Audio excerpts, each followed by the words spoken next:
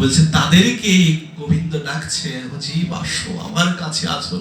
ভাগবত দেবতা বলছে, ওহে জীব আমাকে আমরা খেলা খেলবো। খেলা বলছে আজকে আমরা খেলা খেলবো, এই আমরা আজকে কাঁধে চড়বো, একে অপরের কাঁধে চড়বো, একে অপরের কাঁধে চড়বো। সুদাম বলছে, ওই কানাই একে অপরের কাঁধে চড়বো, ঠিক আছে, আমার কাঁধে তুমি চড়বে তাতে কোনো সমস্যা নেই, কিন্তু তোমার কাঁধে আমি চড়বো কেন? বলছে কেন চড়বি না? বলছে না, তোমার কাঁধে তো চড়া যাবে না। বলছে কারণ তোমার কাঁধে যদি আমি চড়ি তাহলে আমার পাপ হবে। বলছে তুমি ভগবান, তুমি ভগবত্ব, তোমার কাঁধে যদি আমি চড়ি আমার পাপ হবে, আমার চরণ দুখানা তোমার এই বক্ষে লাগবে, স্পর্শিত হবে। গোবিন্দ মনে মনে চিন্তা করছে যে অলৌকিক খেলা খেলবো তা আমি এজন্যই, এই অলৌকিক খেলার জন্যই এই যে প্রকাশটা করছে, এজন্যই তো আমার মূল মুখ্য উদ্দেশ্য এই যে তোরা তো কখনো সহজ ভাবে তোদের পদধূলি দিবি না, এজন্য আমি এই খেলা খেলে আমি তোদের পদধূলি নেব। গোবিন্দ বলছে, দেখ আমাকে ভগবান রূপে দূরে সরিয়ে রাখিস না, আমাকে ভগবান রূপে দূরে সরিয়ে রাখিস না। বলছে আমি তোর সখা, আমি তোর সখা, তোদের সখা। আমরা দেখ গোঠে খেলা করতে এসে যে কোনো খেলা খেলবো, যেভাবেই হোক আমরা খেলবো, আমাকে দূরে রাখিস না তোরা। দেখ যখন আকুতি জানিয়েছে কানাই, সকলে বলছে বেশ ঠিক আছে, আয় সেই খেলা খেলবো, ধুলো খেলা খেলবো।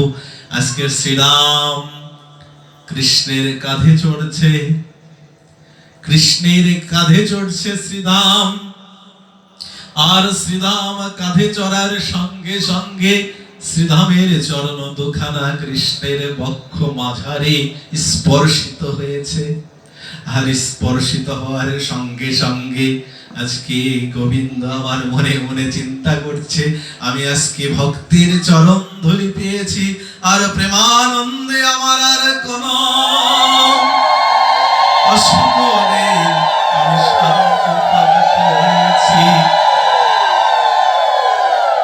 আমি চেয়েছিলাম একটা শিশু যখন কারো কাঁধে উঠে, শিশুর চরণ দুখানা যেমন বক্ষে স্পর্শিত হয়, সেই রকম আজকে স্পর্শিত হচ্ছে। আবার যখন পুনরাবৃত্ত ভাবে কানাইও যখন আবার শ্রীরাম সেই শ্রীরামের কাঁধে চড়ে, তখন শ্রীধাম সেই পুলকিত দৃষ্টিতে শ্রীরাম সেই আনন্দ পায়া গোবিন্দ তার চরণ ধুলি দান করছে। গোবিন্দ আমাকে চরণ ধুলি দান করছে, এ আমার অতীব পুণ্য, এ আমার কত জন্মের পুণ্য। গোবিন্দকে সাক্ষাৎ তাকে আমি কাঁধে চড়াতে পারছি, এমন সাধনা, এমন সাধনার গুণ আমার যে আমি গোবিন্দকে কাঁধে চড়াতে পারছি। শুধু তাই নয়, এটো প্রসাদ, এটো প্রসাদ গোবিন্দকে দেয়। কে দেয়? এটো প্রসাদ হচ্ছে সুদাম দেয়। এই গোঠের খেলার মধ্যে গোঠে যখন যাবেন, শ্রীরাম সুদাম দাম সুদাম মধুমঙ্গল কানাইয়ের মা সকলেই দুপুর অর্থাৎ মধ্যাহ্নের সেবা করার জন্য বিভিন্ন ব্যঞ্জনাদি, বিভিন্ন পিষ্টকাদি তৈরি করে দিয়েছেন এক একজনকে। শ্রীরামকে দিয়েছেন আজকে কি, তার মা দিয়েছে পিঠা, পিষ্টক, যাকে বলা হয় পিষ্টক। দেওয়ার সঙ্গে সঙ্গে বলছে, ওহে শ্রীরাম শোনো, তুমি যখন মধ্যাহ্নে পিষ্টক সেবা করবে, ওই সেবা করার সময় তুমি আগে গোবিন্দকে নিবেদন করে দেবে, আগে গোবিন্দকে নিবেদন করে দেবে। আচ্ছা ঠিক আছে। বলছে গোবিন্দকে নিবেদন করতে গেলে আমার বাহ্যিক জগতের তো কত পুষ্পের প্রয়োজন, কত তুলসী পত্রের প্রয়োজন। বলছে তুলসী পত্র একটা দিয়ে ভোগের উপর দিয়ে আমি মনে মনে চিন্তা করছি এটাই নিবেদন, এটা গোবিন্দের প্রসাদ। বলছে না, বলছে তুলসী পত্র তুমি দেবে, কিন্তু মন্ত্র সহিত যখন তুলসী পত্র ভোগের উপরে দেবে তখন সেটা প্রসাদ রূপ হবে। অন্যথা যে তুলসীটা তুমি ভোগের উপর দিচ্ছ বা কোনো ভক্তবৃন্দের কোনো প্রসাদের উপর দিচ্ছ, বলছে সেটা হচ্ছে শুদ্ধতার জন্য, সেটা কিন্তু গোবিন্দের প্রসাদ হয়নি। তুলসী পত্রটা কখনো গোবিন্দের প্রসাদ হতে পারে না যদি নিবেদন না থাকে ওটার সঙ্গে, মন্ত্র অর্জিত মন্ত্রপ্রত যদি না থাকে কখনো সেটা প্রসাদ হতে পারে না। তুলসী পত্র ওটা থাকবে তুলসী পত্র হিসাবে, অর্থাৎ অ্যান্টিসেপ্টিক হিসাবে। অর্থাৎ একটা আহার বস্তুর উপর যদি আপনি একটা তুলসী পত্র দেন, আহার বস্ত্রের উপর যদি কোনো বিষাক্ত ক্রিয়া যদি থাকে সেগুলো আর থাকবে না। বলছে তুলসী পত্র তো অ্যান্টিসেপ্টিক, তাই না? আমরা তো জানি, কারণ তুলসীর অনেক গুণ। এই নিয়ে আমরা পরবর্তীকালে আলোচনায় যাব, জানি, তাই আজকে ওই আলোচনায় যাব না। তাহলে আজকে কি করছেন? নিবেদন করলেন, গঠে গিয়েছেন শ্রীদাম সুদাম দাম বসুদাম মধুমঙ্গল সকলের মাতৃদেবীর একটাই কথা, দেখো যাহা দিয়েছি, যাহা তোমাদের খেতে দিয়েছি, এগুলো আগে গোবিন্দকে দেবে, কানাইকে দেবে। কানাইকে দেওয়ার পরে তারপরে তুমি প্রসাদ দেবে, তোমরা প্রসাদ দেবে। হ্যাঁ ঠিক আছে। তিনি মনোনিবেশ ঘটিয়ে আজকে কানাইকে প্রসাদ সকলেই দিচ্ছেন, সুদাম মধুমঙ্গল, সকলেই প্রসাদ দিচ্ছে। আগে গোবিন্দকে খাইয়ে দিচ্ছে, গোবিন্দকে সেবা করিয়ে তারপরে সেই গোবিন্দের এটো প্রসাদ নিজেরা গ্রহণ করছে। কিন্তু ওদিকে এমনই দৈব গুণ, আজকে শ্রীদামের মনে নেই যে গোবিন্দকে প্রসাদ দেবে, গোবিন্দকে পিঠা দেবে। মা বলে দিয়েছে যে দেখো এই পিঠাগুলো খুব সুস্বাদু হয়েছে, কিন্তু এই আরো সুস্বাদু হবে, আরো গুণগতমান হবে কখন? যখন গোবিন্দের কানাইয়ের মুখে এটো যখন এটার সঙ্গে সংস্পর্শিত হবে, তখন আরো এর গুণ বেড়ে যাবে। কিন্তু মনে নেই, আজকে কানাইয়ের খেলা। এটা কি করলেন? অতি ক্ষুধা পেয়েছে, শ্রীধাম পিঠাগুলো উঠিয়ে সেবা করছে। একটা, দুইটা, তিনটা, চারটা, পাঁচটা, এভাবে সেবা করতে করতে করতে করতে এক পর্যায়ে সবিশেষ অবশিষ্ট একটা পিঠা হাতে, অবশিষ্ট একটা পিঠা হাতে যখন ওই পিঠাটা মুখে দিয়েছে, তাও কিন্তু ওই কানাইয়ের কথা মনে নেই। এমনই আহারের, এমনই ক্ষুধার তাড়না, ওই আহার যখন করেছে মুখের মধ্যে দিয়েছে, পিঠা অংশটুকু যখন চিবোচ্ছে, ওই চিবনের সময় আজকে কানাইয়ের কথা মনে পড়েছে শ্রীদামের। হায় গোবিন্দ, কি করলাম? প্রতিনিয়ত আমি তোমার সেবায় দিয়ে তারপরে নিজে সেটা আহার করি, আর আজকে আমি তোমাকে না দিয়ে সেই এই এত সুস্বাদু পিঠা আমি সেটা গ্রহণ করছি, কিরকম হলো? ভাবছে আর চিবোচ্ছে, ভাবছে চিবোচ্ছে। এদিকে কানাই লক্ষ্য করেছে শ্রীদামকে, ধাক্কা দিয়ে বলছে, ও শ্রীদাম, কি ভাবছো তুমি এত? আজকে মনে হয় পিঠা খুব ভালো হয়েছে, আমাকে একটাও দিলে না, নিজেই সব শেষ করে দিলে। কেন? মাতৃদেবী এটা শিখিয়ে দিয়েছিল যে কানাইকে একটাও দেবে না? কি বলছো কানাই? আমার মাতৃদেবী বলে দিয়েছিল যে আগে কানাইকে সেবা দিবি, তারপরে এই পিঠা তুই ভক্ষণ করবি। কিন্তু আমার এমনই আজকে আহার, এমনই আহারের তাড়না, ক্ষুধার তাড়না, আমি বুঝতেও পারিনি যে কখন আমার সব পিঠা আমি নিজে ভক্ষণ করে নিচ্ছি।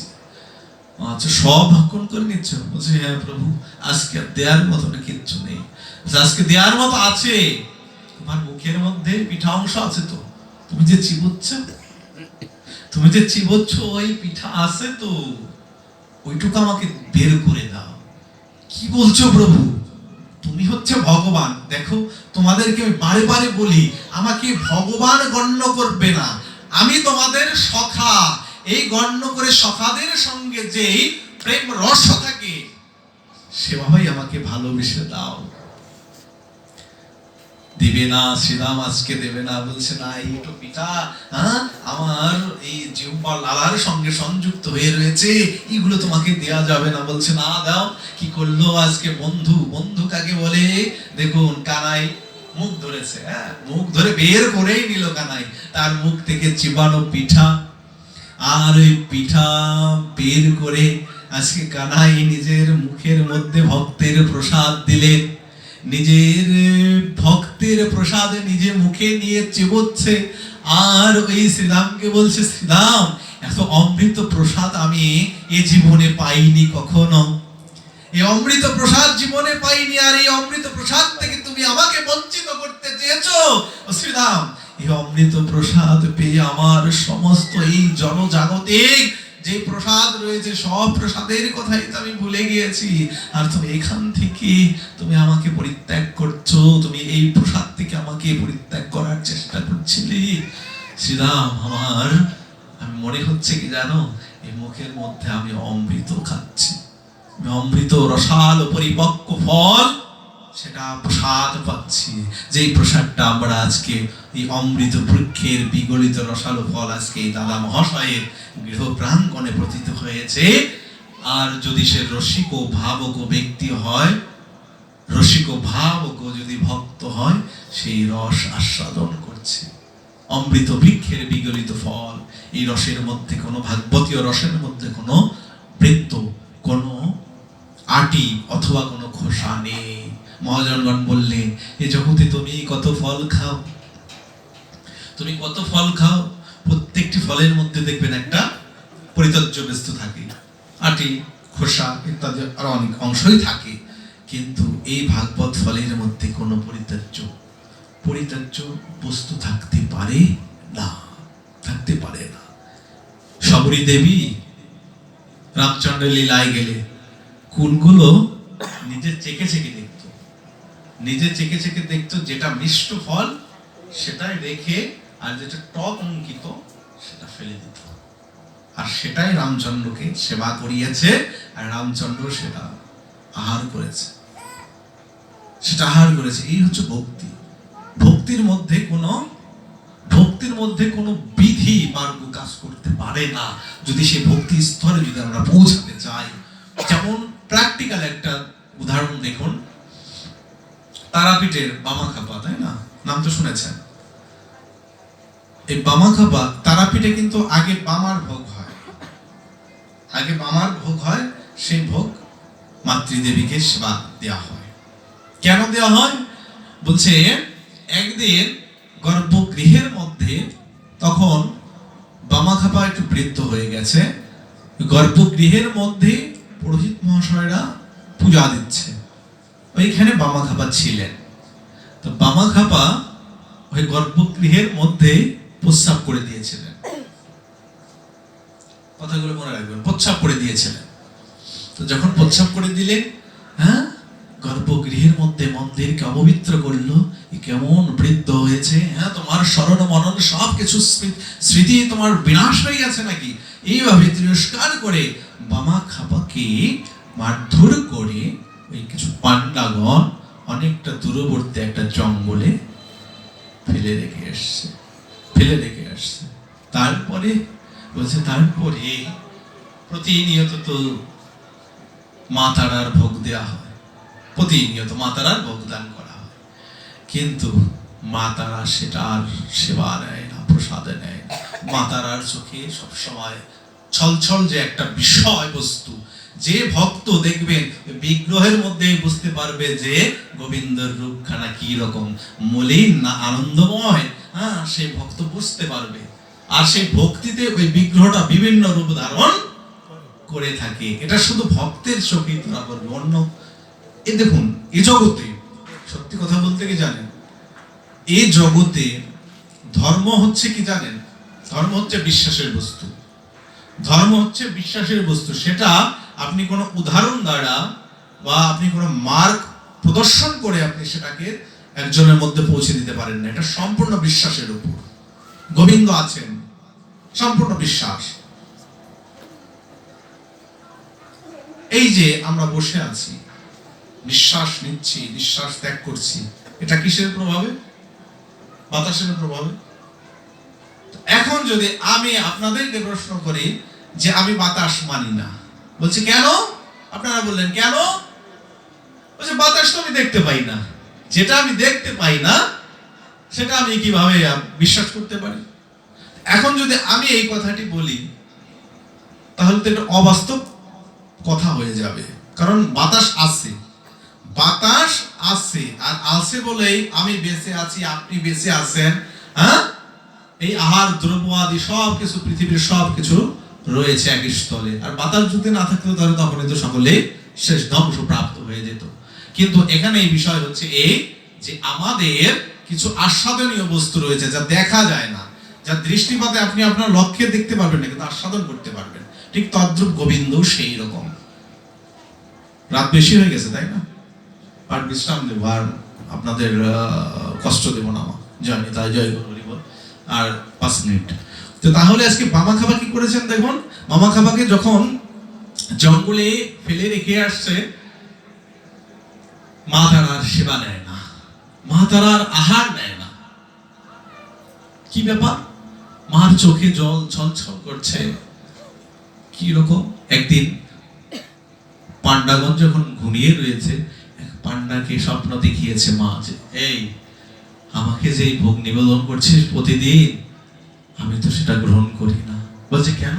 এত ব্যঞ্জন আদি দিয়ে তোমার সবকিছু পূর্ণতা করে তোমাকে সেবা কার্য দেই, সেবা কর্ম করি, কিন্তু তুমি সেটা গ্রহণ না করলে কি হবে? বলছে দেখ, আমি তো গ্রহণ করতে পারি না, আমার ভক্তকে তোরা যা করেছিস, আমার অতি প্রিয় ভক্তকে তোরা মারধর করে সেই জঙ্গলে রেখে এসছিস। আমার ভক্ত সেই যন্ত্রণায় ছটপট করে, ছটপট করতে করতে ক্রন্দন করে। আমি কি খেতে পারি সেই ভক্তকে ছাড়া? এক পান্ডা, যেই পান্ডাকে দেখিয়েছে স্বপ্ন, অন্যান্য পান্ডাদের বলছে এই কথাটি, হঠাৎ করে উঠে বলছে এই কথাটি। বলার সঙ্গে সঙ্গে সেই রাত্রেই খুঁজতে বেরিয়েছে, সন্ধান করতে বেরিয়েছে যে বামা খাবা কোথায়, বামা খাবা কোথায়। যেতে যেতে ঘুরতে ঘুরতে হ্যাঁ দেখছে কোথায়, যে যে স্থানে ফেলে রেখে এসেছিল সেই স্থানে। বলছে এমন মার মেরেছে সে উঠতে পারছে না, শুধু বড় মা বড় মা বড় মা বড় মা বড় মা বলছে। এজন্যই বললেন, যে করে হরির চিন্তা, হরি করে না তার চিন্তা। তুমি হরিকে যদি একবার ডাকো, হরি তোমাকে বারবার ডাকবে। এজন্য আজকে মামা খাবা বড় মা করছে। আর বড় মা তিনি নিজেও খেতে পারছে না, তিনি নিজে সেবা নিতে ইচ্ছুক নয়। যখন সেই মামা খাবাকে নিয়ে এসে সুচিকিৎসা দিয়ে তাকে সুস্থ করলেন, সুস্থ করার পরে তারপরে যখন বামা খাবাকে সেবা দিলেন, বামা খাবাকে আহার দিলেন, ওই আহার দেওয়ার পরে বড় মাকে যখন ভোগ রাগ দিলেন, তারপরে তারা পিঠের ওই তারা মা নিজে সেবা করলেন এবং স্বপ্নে পরের দিন আবার আদেশ করলেন যে হ্যাঁ তোরা ঠিকই করেছিস, বামাকে সেবা দিয়েছিস, তারপরে আমি সেবা নিয়েছিস, তোদের সেবা আমি নিয়েছি। কিন্তু শোন, আর একটা কথা বলবো, আজ থেকে আগে বামাকে আগে সেবা দিবি, আগে বামাকে সেই ব্যঞ্জনাদি দিয়ে সেই আহার দ্রব্য আগে বামাকে দিবি, তারপরে আমাকে ভোগ দান করবি। এজন্য আজও আমি যেতে পারিনি, কৃপা হয়নি। যদি কেউ যেয়ে থাকেন, হয়তো দেখেছেন, অবলক্ষণ করেছেন, সেটা আমি শাস্ত্রে পেয়েছি, গ্রন্থে পেয়েছি, যে আজও আগে বামা খাবাকে ভোগ দেয়া হয়, তারপরে হচ্ছে মাতৃদেবীকে ভোগ দেয়া হয়। সমাবিত ভক্ত মণ্ডলীগণ, আলোচনা আর দীর্ঘায়িত করব না। আরো 2 দিন ব্যাপী ভাগবতী আস্বাদন আছে, হয়তো আপনাদের কষ্ট। একটা হচ্ছে সর্পযুক্ত ভক্ত, একটা হংসযুক্ত ভক্ত, একটা সর্পযুক্ত ভক্ত, আর আরেকটি হচ্ছে ব্যাংযুক্ত ভক্ত। তো এর বিবরণটা কি? যিনি হংসযুক্ত ভক্ত, তার গুণটা হচ্ছে হংসের ন্যায়। কিরকম? দেখবেন হংসের সম্মুখে যদি দুধ জল, এটা তো অনেকে বাস্তবিক সকলেই জানেন, হংসের সম্মুখে যদি দুধ জল মিশিয়ে দেওয়া হয়, তাহলে ওই দুধ জল থেকে দুধের যে সার স্বরূপ, সেই সার স্বরূপটা সে বেছে নিয়ে নেবে, আর জলকে সে কিন্তু পরিত্যাগ করে দেবে। দেবে কি? পরিত্যাগ করে দেবে। ঠিক এই হংসযুক্ত ভক্ত আছে, যে অনেক কথা হচ্ছে শাস্ত্র বাদেও অনেক কথা হচ্ছে, বলছে সেটা পরিত্যাজ্য করে মূল যে সার স্বরূপ সেটা সে গ্রহণ করে নিচ্ছে। বলছে এরকম ভক্ত রয়েছে। বলছে ব্যাং ভক্ত কি? বলছে ব্যাং ভক্ত এই প্রকার যে দেখবেন অনেক সময় ভাগবত মণ্ডলে গিয়ে, কোনো কীর্তনে গিয়ে একে অপরে কথা বলে, এবং কথা বলতে বলতে বলতে বলতে মনে করেন একদম কি বলবো বাজার ঘাট সেই রকম হয়ে যায়। এরকম কিন্তু আছে অনেক জায়গায়। নাম কীর্তন যাবেন, দেখবেন যে এমন কিছু ভক্তবৃন্দের কথাবার্তা ওই সাউন্ডে দেখবেন নাম কীর্তনের যে সাউন্ড সেটা শোনা যাবে না। বলছে এই হচ্ছে ব্যাং ভক্ত, ব্যাং সবসময় যে কি করে তার ডাক কিরকম, হ্যাঁ সেই রকম। আর হচ্ছে সর্বযুক্ত ভক্ত, সর্বযুক্ত ভক্ত কি জানেন? সর্বযুক্ত ভক্ত তাদের হচ্ছে উদাহরণ হচ্ছে এই যে ভাগবত পাঠ হচ্ছে বা কীর্তন হচ্ছে, যাই একটু ঘুরে আসি, একটু ঘুরে আসি, পাঠক কি রকম বা পাঠক মহাশয় কি বলছে বা পাঠক মহাশয়কে প্রশ্ন করতে হবে, মানে বিচার করার জন্য। বলছে এই যে তিন প্রকারের ভক্ত আমাদের সমাজে রয়েছে, এজন্য আমরা কোন স্তরে কিভাবে উন্নতি করেছি, আমরা কোন ভক্ত কোন স্তরে আমরা আছি, সেটা আমাদের নিজেদের বিবেকের কাছে প্রশ্ন করলে আমরা সেটা পেয়ে যাব, সেটা সেই প্রশ্নের উত্তর আমরা পেয়ে যেতে পারি। এজন্য কোনো শিক্ষক বা কারো কাছে আমাদের যাওয়ার প্রয়োজন আসে না। সমবেত ভক্ত মণ্ডলীগণ, আজ দাদাশ্রীর যে এই ভাগবতীয় আস্বাদন, সেটা হচ্ছে প্রথমত বললাম যে পূর্বে যে মোক্ষ হচ্ছে তার পিতৃদেবের আত্মার উদ্দেশ্যে,